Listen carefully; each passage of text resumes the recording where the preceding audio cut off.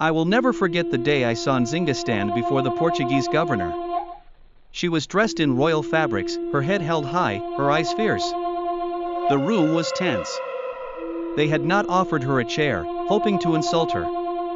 Instead, she ordered one of her servants to kneel. She sat on their back as if it were a throne.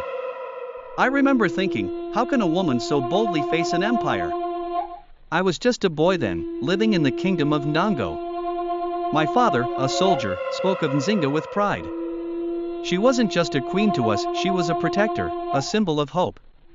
The Portuguese were powerful, and they wanted to take our land and enslave our people. Many leaders before her had tried to fight them but failed. Nzinga was different. She didn't just fight, she thought. She used her mind as much as her sword. Her fight started when her brother was king.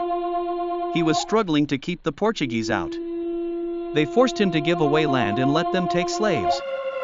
Nzinga, even as a princess, stepped in to negotiate peace.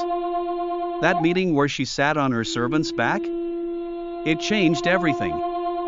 She didn't just demand respect, she gained it. She signed a treaty, promising peace between us and the Portuguese. But the peace didn't last. When her brother died, things got worse. Some say he killed himself because of the pressure.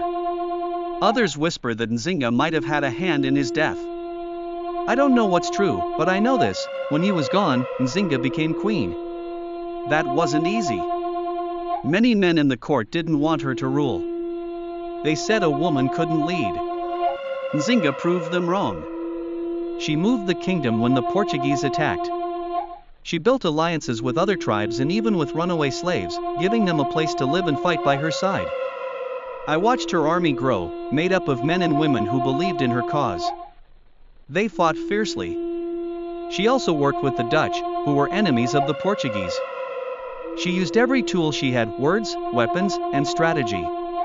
One battle I'll never forget was when the Portuguese tried to ambush us. Nzinga had planned for it. Her soldiers hid in the trees, waiting. When the Portuguese marched into the valley, thinking we were unprepared, Nzinga's warriors attacked from all sides. The Portuguese fled, leaving their weapons behind. My father said it was one of her greatest victories. But Nzinga's life wasn't easy. She lost her sisters, who were captured and taken as hostages. She faced betrayal from her own people.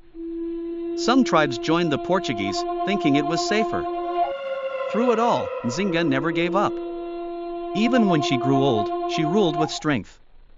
She signed peace treaties when needed but always on her terms. Nzinga died in 1663, but her story didn't end there. We still speak of her, not just as a queen but as a fighter, a leader, and a symbol of resistance. When I think of her, I remember the strength in her eyes, the way she faced the impossible. She taught us that even against great powers, we could stand tall.